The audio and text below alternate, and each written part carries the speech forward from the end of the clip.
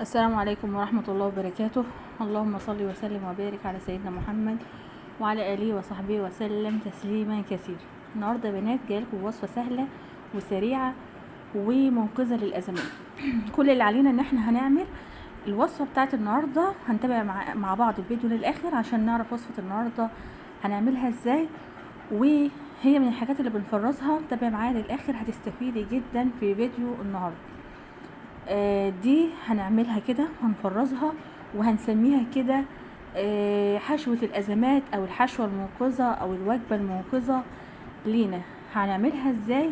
هي عبارة عن عصاج لحمة سهل جدا، ولكن احنا عاملينه بقى ممكن للبيتزا، للفطاير، لأي حاجات بمعجنات. ممكن نجيب عيش كده لو احنا بره ومستعجلين، نجيب عيش نص سوا اللي هو بتاع الحواوشي ونعمل برضو فيه الوصفة دي او الخلطة دي.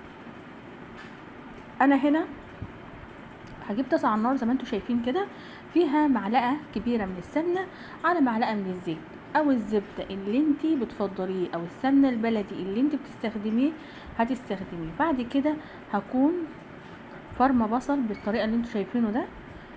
تكون بصلة يعني مفرومة متوسط كده، يعني مش ناعمة قوي ومش خشنة قوي. ومادام قلنا بصل هنبدأ ان احنا نحط عليه رشة من الملح. قلنا رشة الملح بتفيد لأي بصل نحطه على النار، بنحط رشة الملح عشان بتخلي البصلة بتاعتنا تدبل بسرعة، ورشة فلفل أسمر، وهنفضل نقلب فيه. انا عايزة البصلة بتاعت عصاج اللحمة زي ما انتوا عارفين بتكون بتدبل، ما بتاخدش لون. هفضل بقى اقلب انا في البصلة بتاعتي كده اللي عندي لغاية ما تدبل بس شوية. في الوقت ده انا هروح اعمل فلفل اخضر، ولو متاح عندك بقى فلفل الوان اللي هو احمر والاصفر يبقى حلو. ولو حابه الاكل سبايسي اعملي فلفل قرن من الفلفل الحامي مع الفلفل الاخضر اللي انا اعمله. فانا هقطع فلفلتين كده خضر لونهم اللي هم الاخضر، بس هيكونوا برضو تقطيعه وسط زي البصله كده. انا عندي اولادي ما بيحبوش الاكل حار بصراحه، فما بحطش الفلفل الحامي او الفلفل الحار. فلفل الالوان في الوصفه دي او في اي وصفه بيبقى حلو. ليه؟ لانه بيدي الوان كده متداخله في بعضها وبتكون حلوه، يعني بتدي بهجه كده بالاكل اللي انت بتعمليه. عايزه اقول لكم كمان انا في وصفه النهارده هعمل البصل وهحط الفلفل وهحط اللحمه، ومش هحط لا عصير طماطم او صلصه او طماطم متقطعه سلطه. ليه؟ لانه في كتير في عصاجات بنعمل الحركه دي، اللي احنا بنحط معلقتين صلصه او بنحط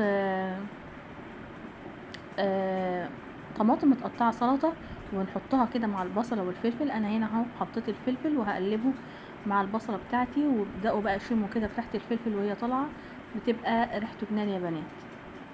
نرجع بقى تاني اللي كنا بنتكلم فيه.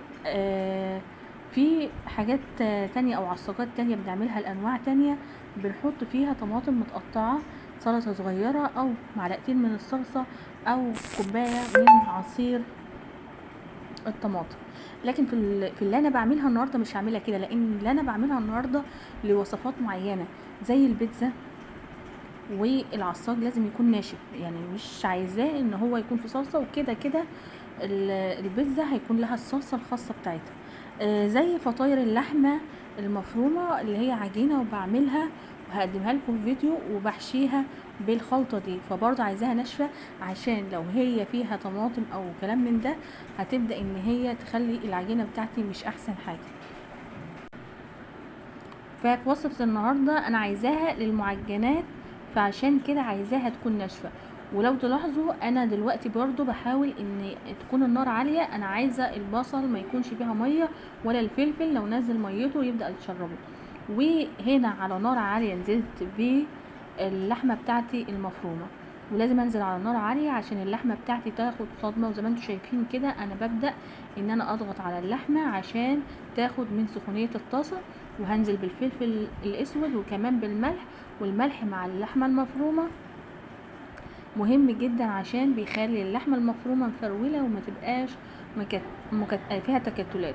هنا نزلت بشويه بابريكا تدي لون حلو، وما تنسوش بقى شويه زعتر، بما ان انا بعمل الوصفه دي للمعجنات فالزعتر بيكون وهم يا بنات مع المعجنات.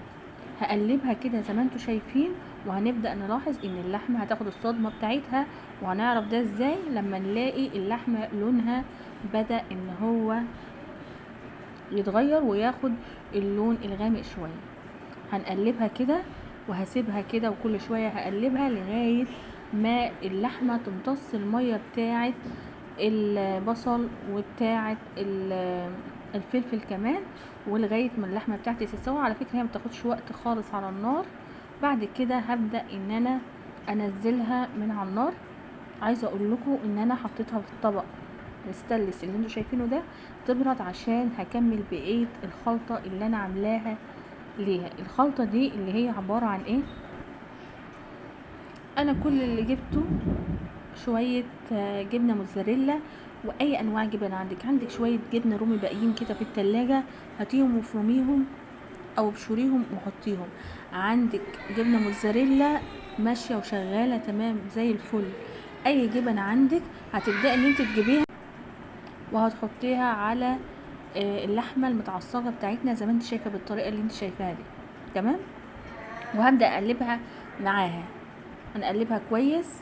وبعد ما نخلص اللي احنا بنعمله ده هبدأ بقى، انت ممكن تعملي كمية منها هتكون عندك جاهزة للمعجنات. بعد كده هنبدأ ان احنا نعمل ايه؟ هبدأ ان انا اجيب اكياس بقى واحط الخلطات على قد الوجبات بتاعتي.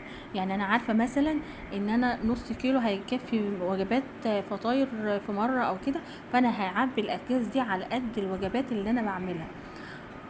يوم ما اكون مزنوقه خالص هعمل حته عجينه بقى واقوم شاده كيس من ده، وكل اللي هعمله هتكون عندي الخلطه دي او العصاج اللي انا عاملاه ده او الحشوه دي هتفك بس شويه، احطها على الحوض عندي شويه او الرخامه هتفك. وبعد كده هبدا ان انا استعملها. من الحاجات الحلوه ومن الحاجات اللي انا بحبها، وكل التفريزات المميزه دي انا بحبها وبحب اعملها في بيتي. وفكره بسيطه كده قلت اشاركها معاكم تستفيدوا منها. جربوها يا بنات بجد تحفه تحفه بجد. اتمنى ان فيديو النهارده يكون نال اعجابكم ويكون فدتكم فيه ولو بجزء بسيط كده يعني. واتمنى ان انتوا تفتكروني في دعوات، وما تنسوش تشتركوا في القناه وتفعلوا الجرس عشان يوصلكم كل جديد ومميز من القناه.